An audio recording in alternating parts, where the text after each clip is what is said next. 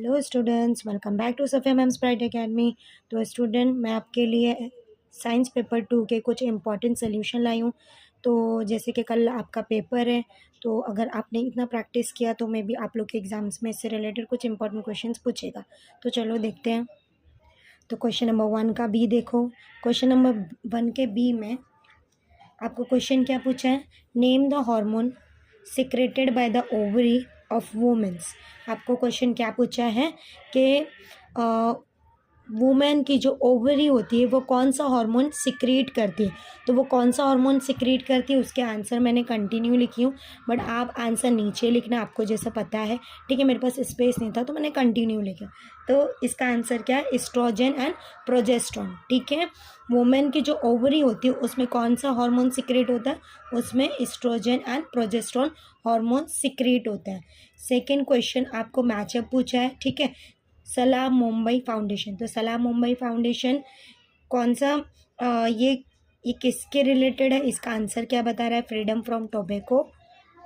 ठीक है, and help to improve students life styles. तो इसका आंसर ये है। थर्ड वाला जो क्वेश्चन है ये ट्रू फॉल्स है। ठीक है, x-ray and radiation from atomic energy plants are natural radiation. X-ray और radiation from atomic energy plants जो होता है वो नेचुरल रेडिएशन है क्या? No, it's false. ठीक है, फोर्थ वन देखो, give correlation. Correlation earthquake and volcano का कोरिलेशन ज्योग्राफिकल डिजास्टर है। ठीक है, snow and storms and snowfall का कोरिलेशन अगर हम लोग देखेंगे, पैच देखेंगे तो क्लाइमेटिक डिजास्टर है। अर्थक्वेक वॉल्केनो ज्योग्राफिकल डिजास्टर होता है, स्नो स्टॉर्म एंड स्नोफॉल जो है वो क्लाइमेटिकल डिजास्टर है। ठीक है, क्वेश्चन नंबर 2 का भी देखो। What will you do in the following cases? Your friend's younger brother has started smoking. अब इस केस में क्या करोगे कि आपके फ्रेंड का जो भाई है उसने स्मोकिंग करना स्टार्ट किया, तो आप क्या करोगे? आप उसको बताओगे, है ना। Smoking is injurious to health. Smoking क्या है? Injurious to health. It can cause cancer, इसकी वजह से कैंसर भी हो सकता है। This fact will be told to my friend's younger brother. तो ये जो चीज़ है, जो ये फैक्ट है, वो हम क्या करेंगे? अपने फ्रेंड के भाई को बताएंगे। सेकेंड क्वेश्चन आपको क्या पूछा है? Your younger brother plays on cellphone while eating. आपका छोटा भाई खाना खाते के टाइम पर सेलफोन यूज़ करेगा, तो आप उसे क्या समझाओगे? हम उसे क्या समझाएंगे? We will explain him ill effect of over use of cellphone. Cellphone ज़्यादा यूज़ करने से इससे क्या होती है? बीमारी हो सकती है। We will also tell him that paying attention towards proper nutrition is important, है ना। खाना खाते टाइम पे हमें क्या करना चाहिए? खाने पे ध्यान देना चाहिए, क्योंकि उससे न्यूट्रिशन मिलता है और हमारी हेल्थ क्या होती है? अच्छी होती है। ठीक है, ये भी एक्टिविटी क्वेश्चन है। Identify the living organism and right the type of reproduction shown in the figure. आपको क्या बोला? पिक्चर बताओ कौन सी है और उसका रिप्रोडक्शन टाइप कौन सा है। ठीक है, तो आपको ये पिक्चर दिखा रही है, पिक्चर का आपको बताना है ये कौन सा लिविंग ऑर्गेनिज्म है और इसका टाइप ऑफ रिप्रोडक्शन क्या है। तो फर्स्ट का आंसर देखो, फ्रेगमेंटेशन इन स्पाइरोगायरा। ठीक है, ये क्या है? फ्रेगमेंटेशन इन स्पाइरोगायरा। पिक्चर का क्या नाम है? स्पाइरोगायरा है और इसका मोड ऑफ रिप्रोडक्शन क्या है? फ्रेगमेंटेशन। सेकंड क्या है? सेकंड हाइड्रा है और इसका मोड ऑफ रिप्रोडक्शन जो है वो बडिंग होता है। ठीक है, सिंपल। आपको ये पिक्चर जो है एग्जाम में आ सकती है। ओके, सिंपल है। आपको सिर्फ ये ध्यान देना है कि ये वाला जो स्पाइरोगायरा है और इसका रिप्रोडक्शन फ्रेगमेंटेशन है। ये क्या है? हाइड्रा है और इसका जो मोड ऑफ रिप्रोडक्शन होगा क्या होगा? बडिंग होगा। ठीक है, अभी आपको एक और एक एक्टिविटी दी है, टेबल दिया जिसको आपको कंप्लीट करना है। ठीक है, तो यहाँ पर जो सोर्स है ये शुगर मोलासेस है। इसमें जो माइक्रोब्स होंगे वो कौन से माइक्रोब्स होंगे? एस्पेजिलस नाइगर होंगे। इसमें एसिड कौन सा होगा? Citric acid. ये ऑलरेडी दिया है, आपको ये माइक्रोब्स के नेम लिखना है, एस्पेजिलस नाइगर। ठीक है, यहाँ पर देखो, यहाँ पर माइक्रोब्स दिया हुआ है, आपको यहाँ पर सोर्स और अमाइनो एसिड लिखना है। कौन सा अमाइनो एसिड? तो यहाँ पर कौन सा सोर्स है? Molasses corn steep liquor. ठीक है, और इसका अमाइनो एसिड क्या हो जाएगा? लैक्टिक एसिड हो जाएगा। यहाँ पर आपको अमाइनो एसिड नहीं दिया, यहाँ पर आपको सोर्स और माइक्रोब्स दिया, जैसे कि कॉर्न स्टिप लिक्वर। और इसका जो माइक्रोब्स है वो क्या होगा? इसका माइक्रोब्स एस्पेजिलस इटाकोनियस। ठीक है, तो यहाँ पर इसका एसिड क्या हो जाएगा, इटाकोनिक एसिड हो जाएगा। ठीक है, तो यहाँ पर आपको क्या करना है, कंप्लीट करना है। तो आप ये भी देख लो, शुगर मोलासिस, इसमें माइक्रोब्स एस्पेजिलस नाइगर है। ठीक है, यहाँ पर आपको सोर्स लिखना है, मोलासिस कॉन्स्टिप लिक्विड। ठीक है, यहाँ पर अमाइनो एसिड लैक्टिक एसिड, यहाँ पर आपको सोर्स और माइक्रोब्स गिवन है, आपको क्या अमाइनो एसिड लिखना है। तो इसका अमाइनो एसिड क्या होगा, इटाकोनिक एसिड। ठीक है, देखो ये भी एक्टिविटी क्वेश्चन है, आपको इसमें क्वेश्चन और प्लस डायग्राम भी है, एक पिक्चर भी गिवन है। ठीक है, वो पिक्चर जो है वो एम्ब्रियोलॉजी वाली पिक्चर है, जिसमें जो जाइगोट होता है वो कैसे ग्रोथ करता है। ठीक है, वो अलग अलग एनिमल के कैसे शेप लेता है, तो आपने वो देख चुके हैं इवोल्यूशन में। ठीक है, यहाँ पर मैंने डायग्राम नहीं बनाया, वो उसका पिक्चर नहीं बनाया, बट यहाँ पर क्वेश्चन से रिलेटेड क्वेश्चंस के मैंने आंसर लिखे हूँ। ठीक है, तो जो फर्स्ट वाला क्वेश्चन है, which evidence of evolution is shown in this picture.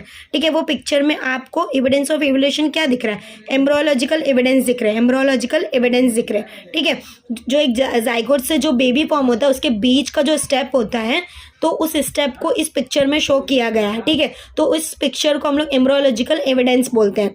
ठीक है, सेकंड क्वेश्चन आपको, what can be explain with this evidence, what can be explain, इस एविडेंस में क्या एक्सप्लेन किया गया, similarities in the initial embryonic stage of different vertebrate shows. यहाँ पर हर एक वर्टिब्रेट की कहीं ना कहीं क्या सिमिलरिटीज दी हुई है from initial. Okay, shows there was a common origin of all, तो जितने भी उसमें ओरिजिन है सब में क्या है, कुछ ना कुछ सिमिलरिटीज दी हुई है। ठीक है, एम्ब्रियोनिक स्टेज में। ठीक है, थर्ड क्वेश्चन देखो, आपको क्या गिवन है, give one more example of evidence of evolution. आपको क्या बोल रहा है, इसी तरह का एक एविडेंस ऑफ एवोल्यूशन का एग्जाम्पल बताओ। पैलेंटोलॉजिकल एविडेंस जैसे कि वेस्टिजियल ऑर्गन किसको बोलते हैं, एक ऐसा ऑर्गन जो बॉडी के अंदर कुछ यूज का नहीं होता है। ठीक है, जैसे कि विजडम टीथ हो गया, है ना, अपेंडिक्स हो गया, and connecting links are another example. ठीक है, तो आप क्या लिखोगे, अगर आपको एग्जाम्पल बोल रहा है कि एविडेंस ऑफ एवोल्यूशन का एग्जाम्पल बताओ, तो आप क्या लिखोगे, पैलेंटोलॉजिकल एविडेंस जैसे कि वेस्टिजियल ऑर्गन। ठीक है, तो ये आपको 3 मार्क्स का क्वेश्चन पूछता है। ठीक है, और ये आपको पूछ सकता है एग्जाम में, हाँ, evidence of evolution. Complete the table, देखो एक टेबल गिवन है, उस टेबल को क्या करना है, कंप्लीट करना है। जैसे कि endangered heritage places of the country. ठीक है, ये गिवन है, threaten species of animal and region. ठीक है, तो इसमें देखो आपको वेस्टर्न घाट, यहाँ पर ब्लैंक है, यहाँ पर भी ब्लैंक है। ठीक है, तो यहाँ पर पहले हम लोग इंडेंजर्ड हेरिटेज में जो वेस्टर्न घाट है, इसका threaten species of an animal, western Ghat में कौन से टाइप के एनिमल दिखते हैं, एशियन लायन। कौन से, एशियन लायन। रीज़न क्या है, माइनिंग इंडस्ट्री, क्योंकि वहाँ पर क्या है, माइनिंग इंडस्ट्री है। अब यहाँ पर सेकंड में आपको क्या दिख रहा है, यहाँ पर ब्लैंक है, यहाँ पर आपको स्पेसीज ऑफ एन एनिमल, कौन से एनिमल होते हैं। ठीक है, राइनो, जैसे यहाँ पर राइनो एनिमल दिया है, तो राइनो एनिमल कहाँ पर दिखता है। ठीक है, और उसका रीज़न क्या है, जैसे कि राइनो वहाँ पर मनास सेंचुरी है, और रीज़न क्यों है, वो वहाँ पर क्यों मिलता है, क्योंकि वहाँ पर डैम्स है। ठीक है, टाइगर कौन से इसमें मिलता है, सेंचुरी में, सुंदरबंस। ठीक है, तो वहाँ रीज़न क्यों है टाइगर दिखने का, क्योंकि डिफॉरेस्टेशन ज़्यादा है, डिफॉरेस्टेशन की वजह से टाइगर वहाँ पर होते हैं। ठीक है, अभी यहाँ पर क्वेश्चन नंबर 7 देखो, क्वेश्चन नंबर 7 में explain meaning of the following symbols. आपको सिम्बल्स दिया हुआ है, आपको बताना इसका मीनिंग क्या है। ठीक है, यहाँ पर कुछ इलेक्ट्रिसिटी टाइप में कुछ दिख रहा है, तो ये क्या बताया, tell us to save electricity, हमें इलेक्ट्रिसिटी को सेव करना है। ठीक है, अभी इसका मीनिंग क्या दिखा रहा है, रिड्यूस, रीयूज, रिसाइकल, है ना, हमें चीज़ों को कम यूज़ करना चाहिए, अगर यूज़ कर रहे हैं तो दोबारा से रीयूज़ करना चाहिए, और उसको रीयूज़ करने के बाद में उसको रिसाइकल होना चाहिए। रिड्यूस, रीयूज़ एंड रिसाइकल, जैसे RRR होता है, वैसे ही यहाँ पर RRR से आप याद रख सकते हो, रिड्यूस, रीयूज़ एंड रिसाइकल। ठीक है, इसका मीनिंग क्या दिख रहा है, यूज़ ऑफ सोलर एनर्जी, है ना, यूज़ ऑफ सोलर एनर्जी। यहाँ पर एक पैनल है, पैनल में जो सन की जो रेज होती है वो एब्जॉर्ब होती है। ठीक है, तो हमें क्या करना चाहिए, बिकॉज ये कैसी है, ये अनलिमिटेड है, सोलर एनर्जी जो होती है वो अनलिमिटेड है, बाकी सारी जो चीज़ें होती हैं वो क्या होती है, एक लिमिट तक ही होगी, जैसे कि पेट्रोल, डीजल। ठीक है, तो यहाँ पर 3 पिक्चर्स दिए, आपको इसका मीनिंग दिखाना है, मीनिंग बताना है।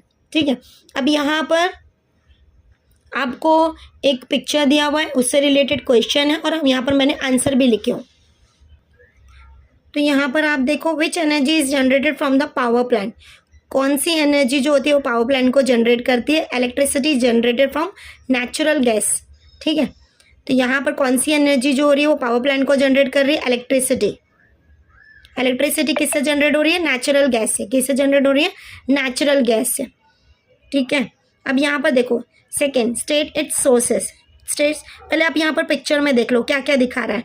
ठीक है, यहाँ पर एयर है, एयर कंप्रेस होगा, gas turbine, then electricity generate होगी, एनर्जी, इलेक्ट्रिकल एनर्जी जनरेट होगी, और यहाँ पर एक जनरेटर दिखा रहा है। यहाँ पर गैस टर्बाइन, ऊपर आपको emission of hot gas, gas क्या होगी? इमिट होगी। यहाँ पर एक कंबशन चैम्बर है और यहाँ पर ये फ्यूल है। ठीक है, तो यहाँ पर फर्स्ट में हम लोग ने क्या देखा? Electricity generated. सेकेंड क्वेश्चन क्या है? State it's sources. इसका सोर्स क्या है? The energy is generated from natural gas. ठीक है, इसका सोर्स क्या है? एनर्जी कहाँ से जनरेट हो रही है? नेचुरल गैस से जनरेट हो रही है। कहाँ से जनरेट हो रही है? नेचुरल गैस से जनरेट हो रही है। थर्ड क्वेश्चन में आपको क्या पूछा? Which is more eco friendly? कौन सा more eco friendly? Power generation from the coal और power generation from the natural gas.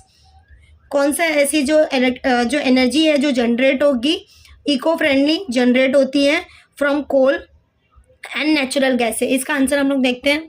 तो यहाँ पर थर्ड का आंसर आपको क्या दिख रहा है? Power generation from natural gas. अगर हम लोग नेचुरल गैस से पावर जनरेट करेंगे इज मोर इको फ्रेंडली।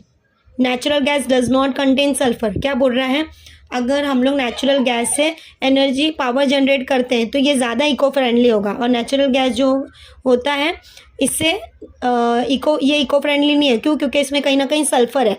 इसकी वजह से क्या होता है? Hence its burning does not cause major pollution by forming SO2। क्या होगा? यहाँ जब इसको जलाएंगे तो इसमें से क्या होगा? ये पोल्यूशन, ये बहुत ज़्यादा पोल्यूशन होगा इससे, और SO2 गैस रिलीज होगी। ठीक है, तो नेचुरल गैस जो होता है वो मोर इको फ्रेंडली है कंपेयर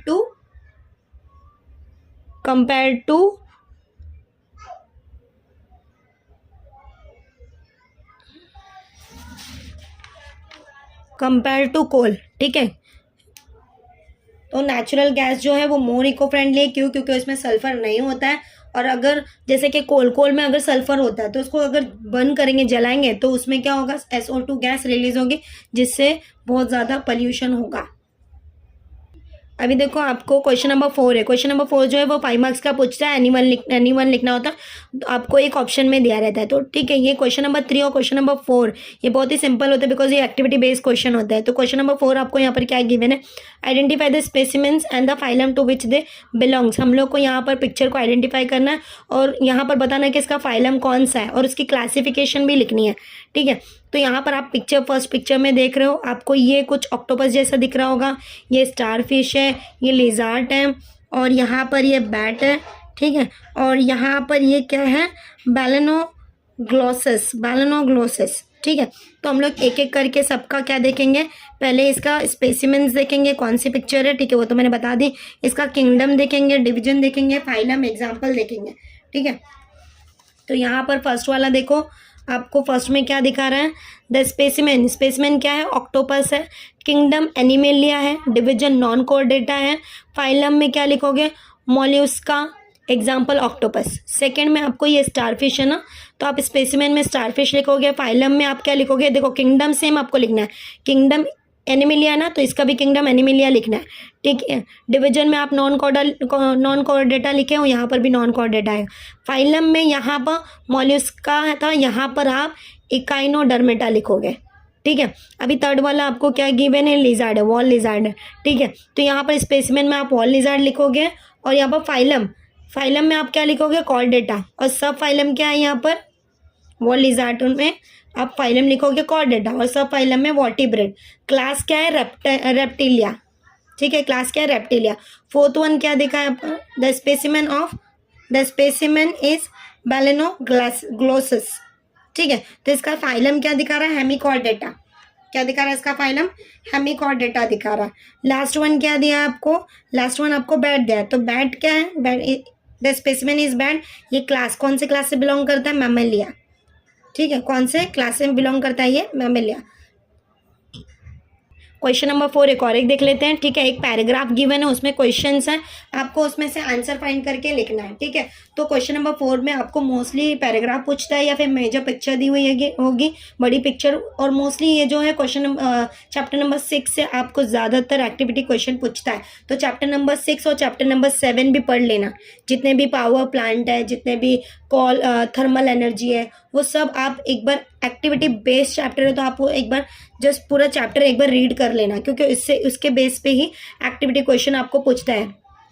तो यहाँ पर question number 4, what causes metal erosion in statutes, bridge and building, ठीक है। आपको यहाँ पर पैराग्राफ दिया था, उसमें से आंसर मैंने आपको डायरेक्ट क्वेश्चन विद आंसर लिखाई हूँ, ठीक है। आप एक दो बार इसको रीड कर लोगे तो इनफ होगा, क्यों? क्योंकि आपको ऑलरेडी पैराग्राफ गिवन है, ठीक है। तो what cause metal erosion in statutes, bridge and building, आप देखते हो कि जो स्टैट्यू होते हैं, जो ब्रिज होती है, बिल्डिंग होती है, उसमें कैसे इरोजन हो जाता है। इरोजन मतलब समझता है आपको, जंग लगना, ठीक है। तो इसका आंसर क्या है, क्यों लगता है? Because sulphuric acid present in acid rain, ठीक है। जो एसिड रेन होती है उसमें क्या प्रेजेंट होता है? सल्फ्यूरिक एसिड, जिसकी वजह से मेटल इरोजन होने लगते हैं, ठीक है। सेकंड क्वेश्चन आपको क्या दिखा रहा है? Sulphuric acid is the source of energy for which bacteria, sulphuric acid जो है वो कौन से बैक्टीरिया के लिए एक एनर्जी के काम करता है, ठीक है। तो bacterial species such as acidophilum species and acidobacillus ferrooxidans, ठीक है। ये दो टाइप के बैक्टीरिया है जिनके लिए sulphuric acid as a energy होता है, ठीक है। थर्ड क्वेश्चन आप क्या देख रहे हो? What kind of pollution do this bacteria control, तो कौन से टाइप का जो पोल्यूशन होता है ये बैक्टीरिया को कंट्रोल कर सकता है? This bacteria control soil pollution, soil pollution जब होगा तब ये बैक्टीरिया क्या होंगे? कंट्रोल में आएंगे, which cause due to acid rain. तो ये सॉइल पोल्यूशन कब होगा? जब एसिड रेन होगा, तो एसिड रेन होगा तो सॉइल पोल्यूशन होगा, सॉइल पोल्यूशन होगा तो बैक्टीरिया का कंट्रोल होगा, ठीक है। फोर्थ क्वेश्चन आप देख रहे हो, what are the water soluble salt produce in nuclear power plant and in the process of electrolysis, ठीक है। What are the water soluble salt produce in nuclear power plant, क्या बोल रहा है? कौन सा वाटर सोल्यूबल सॉल्ट होता है, कौन सा पानी में जो सोल्यूबल होने वाला, जो डिजोल्व होने वाला सॉल्ट होता है, जो न्यूक्लियर पावर प्लांट में यूज़ किया जाता है, and in the process of electrolysis, electrolysis के प्रोसेस में भी जिसका यूज़ किया जाता है, ठीक है। तो इसका आंसर है uranium salts. Uranium salts are water soluble salt. Uranium salt जो है वो पानी में डिजोल्व हो जाता है और ये प्रोड्यूस होता है, कब प्रोड्यूस होता है? न्यूक्लियर पावर प्लांट में और इलेक्ट्रोलाइसिस के टाइम पर, ठीक है। फिफ्थ क्वेश्चन आपको क्या पूछा है? विच bacteria prevent this salts from mixing with ground water by converting them into insoluble salt, कौन सा बैक्टीरिया जो होता है वो प्रिवेंट करता है इस सॉल्ट को ग्राउंड वाटर में मिक्स होने के लिए, जब वो कन्वर्ट होता है इनसोल्यूबल सॉल्ट। अभी हम लोग ने क्या देखे कि ये जो सॉल्ट होता है वो वाटर सोल्यूबल होता है, लेकिन कौन सा ऐसा बैक्टीरिया जिसको यूज़ करते हैं, यूज़ करने पर ये सॉल्ट इनसोल्यूबल हो जाता है, ग्राउंड वाटर में इनसोल्यूबल होगा, ठीक है। तो इसका आंसर क्या दिखा रहा है? जियोबैक्टर।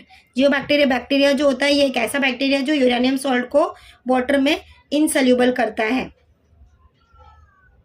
देखो मैंने कुछ और भी क्वेश्चंस आप लोग के लिए लाई हूँ, ठीक है, बट इसमें आप लोग के लिए सोल्यूशन नहीं है।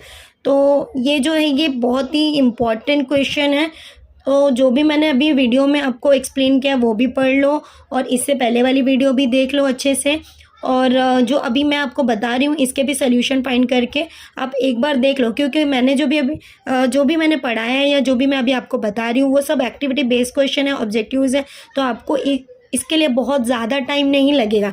और जो मैं आप बता रही हूँ ये बहुत ही इंपॉर्टेंट क्वेश्चन है, ठीक है। तो इसका सोल्यूशन आप निकाल के पढ़ लो, ठीक है। ये आपके एग्ज़ाम में आ सकता है क्या आएगा आपको एग्ज़ाम में, ठीक है। तो चलो हम लोग क्वेश्चन कुछ देखते हैं। क्वेश्चन नंबर 1 का भी जैसे कि मैंने आपको बताई थी कि उसमें वो ऑब्जेक्टिव्स बेस्ड क्वेश्चन होते हैं, जैसे कि find odd man out, true false होता है, कोरिलेशन होता है, ठीक है, और आंसर इन वन वर्ड होता है, ठीक है। तो फर्स्ट वाला देखो, अर्थक्वेक, फ्लडिंग, सुनामी, वॉर, ठीक है। तो इसमें ऑड बताना है तो आप खुद फाइंड कर लेना, ठीक है। ट्रू और फॉल्स क्या है इसमें से बताना। Oxidation of protein is carried out in aerobic respiration, ठीक है। तो ये ट्रू है कि फॉल्स है वो आप देखो। Complete the correlation, Western Ghat, Asiatic lion, Sundarban sanctuary, तो इसका कोरिलेशन पैर क्या होगा? Which type of fuel is use in the thermal power plant, ठीक है। इसका आंसर इन वन वर्ड होगा। इसको कंप्लीट करना है। एविडेंस ऑफ इवोल्यूशन, तो यहाँ पर आपको 3 ब्लैंक्स यहाँ पर ऐसे बॉक्स दिए होंगे, यहाँ पर ऐसे कुछ 4 इनकम्प्लीट बॉक्स होंगे जिसको आपको कंप्लीट करना है। आपको 2 मार्क्स मिल जाएंगे उसके लिए। एविडेंस ऑफ एवोल्यूशन ऑलरेडी यहाँ पर मॉर्फोलॉजिकल लिखा हुआ है। Similarities in bone structure same होते हैं, ठीक है। तो और भी जो रिलेटेड होंगे आप एक बार देख लो इसके आंसर क्या होंगे। देखो क्वेश्चन नंबर 3, जैसे आपको मालूम है क्वेश्चन नंबर 3 जो एक्टिविटी बेस्ड क्वेश्चन होता है, ठीक है। तो ये 3 मार्क्स के लिए आपको पूछता है explain the meaning of the following symbols. यहाँ पर सिंबल्स बने हैं, आपको बताना है कि ये सिंबल जो है उसका मीनिंग क्या है, ठीक है। तो यहाँ पर एक मैन है जो डस्टबिन में कुछ थ्रो कर रहा है, ये साइकिल बनी हुई, यहाँ पर हैंड और ड्रॉप कुछ है, वाटर ड्रॉप कुछ है। यहाँ पर एक पिक्चर है, पिक्चर से रिलेटेड क्वेश्चन है, आपको आंसर लिखना है। Which process is shown in the given diagram, कौन सा प्रोसेस गिवन डायग्राम में दिखा रहा है। What is the important of this process, which organ can be transplanted by this process, ठीक है। अब यहाँ पर भी एक एक्टिविटी बेस्ड क्वेश्चन है, complete the stages in electric generator using wind energy. मैंने आपको बताई थी चैप्टर नंबर जो 7 है बहुत ही इंपॉर्टेंट है। देखो चैप्टर नंबर 7 के क्वेश्चन यहाँ पर भी पूछ रहा है, ठीक है। तो यहाँ पर ये इनकम्प्लीट है, आपको विंड एनर्जी जो है वो बताना है कि विंड एनर्जी कैसे उसका यूज़ किया जाता है, एक स्टेज है, ठीक है। तो आपको ये कंप्लीट करना है।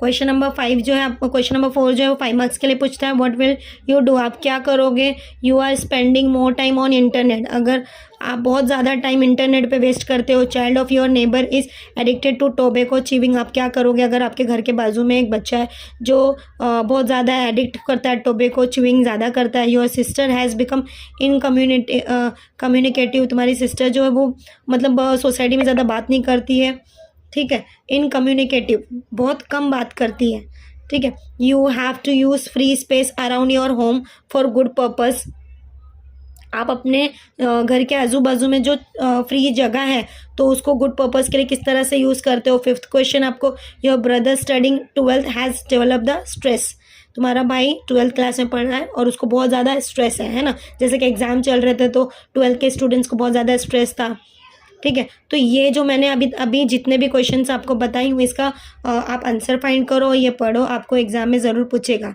ठीक है। तो एक्टिविटी अगर आपके एग्ज़ाम में सबसे पहले आप ऑब्जेक्टिव्स देख लो, फिर उसके बाद एक्टिविटी बेस्ड क्वेश्चन देख लो, ठीक है। अगर आपका साइंस 1 पेपर अच्छा नहीं गया है तो भी कोई बात नहीं है, साइंस 2 पेपर में ध्यान दो और आप पेपर बिल्कुल भी छोड़ के नहीं आना, जो भी आए आपको पूरा कंप्लीट करके आना, ठीक है।